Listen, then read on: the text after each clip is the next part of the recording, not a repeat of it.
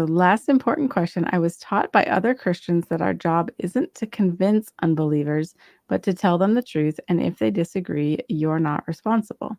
Is this true? And what I mean by telling the truth, I mean planting the seed. Maybe I could take a whack at this one.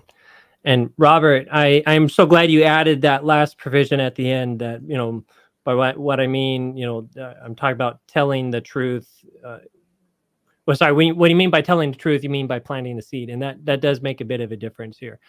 So, if I were to kind of categorize Christians, let's say tiers, and you have like a level 1 Christian, level 2, level 3.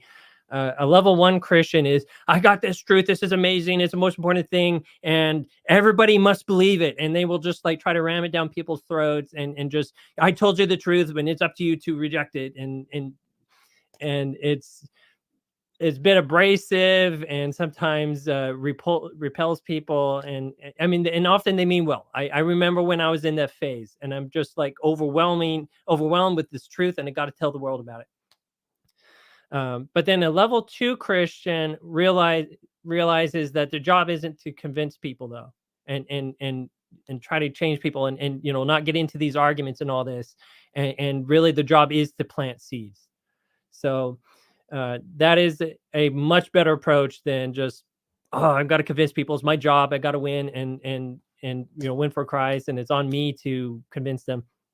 No, it's the second step. The seed planting is recognizing more of the role that God plays. That the Holy Spirit has to work on the heart of someone, help soften the ground to be more receptive of the gospel. And we have no idea how what we say today can simmer in somebody's heart and over time bear fruit. So that part's true. But there's an even higher tier 3, which is where someone realizes that their job is to make the truth as appealing as possible.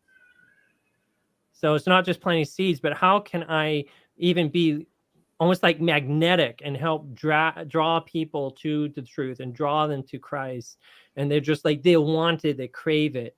And that requires living the truth in your life, and doing it with joy, and being able to demonstrate the benefits of it. Like for us, we're not being food Nazis, but we're showing like life is just so much better. Your walk with God is so much better when you take care of your body. So yeah, I would say these people are definitely better than the level 1 Christians. Most people, or there's probably a lot of people who are at the level 2 camp who are more experienced.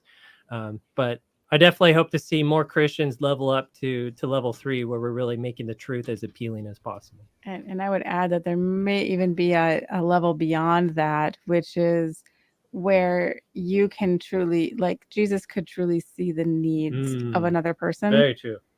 And it provide the truth to them in a way that they could receive it at the time that they need to receive it. That's definitely level 4. That takes a whole nother level of, it takes spiritual eyesight. Yeah, of spiritual insight and personal growth, because Jesus said it, like, take the plank out of our own eye before we try to take the speck out of our brother's eye.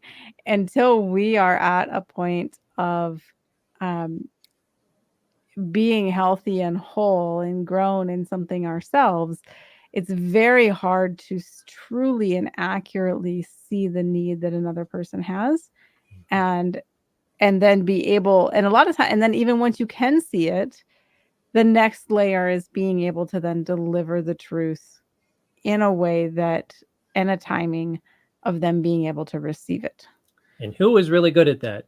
And I think you may have mentioned it. I mean, Jesus was very good at that. He's the ultimate example of that. Mm-hmm. So, yeah, it is definitely a process of growth and spiritual maturity, and it is an internal work as well as an external work, and requires dependence on the Holy Spirit to give us the insights to properly know what to say. Yep. Yeah. Prayerful connection, a lot of strong connection to the Holy Spirit through that process. Yeah, I agree. Definitely as far as that wisdom goes, I think that's really, you know, um, you have to be prayerful because everybody is so different in how they need to be approached and how they need to be spoken to, and what angle. And the only way you're going to know how to do that is through the Holy Spirit and being connected to God, and being willing, like in your mind, your heart needs to be in a place where if you're going to speak the truth to somebody like that, you need to be in a place where you're doing this because you're trying to save their life. You're in a way putting yourself, um, you know, second, to put them first in a way. Like, so I once heard it said that you need to be willing to give your life for a brother before you rebuke them.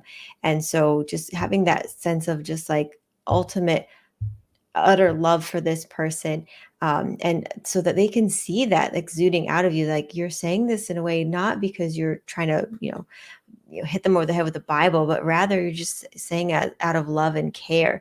And it's really hard to, be mad at somebody and argue with somebody who is just like, hey, I'm here because I'm saying this because I love you and I care about you, and Mhm. I have your best interest in mind. And and again, it comes back to building that relationship often first.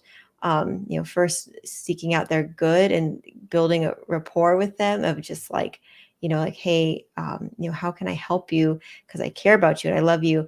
And then as God moves you through the Holy Spirit, bringing up like, hey, I noticed this concerns me about you, and um, pointing them to Christ in that, in a way that is, again, for their good, not just that you're winning the argument in some way. Mhm. Mhm. Um, and we do have a responsibility to tell people the truth.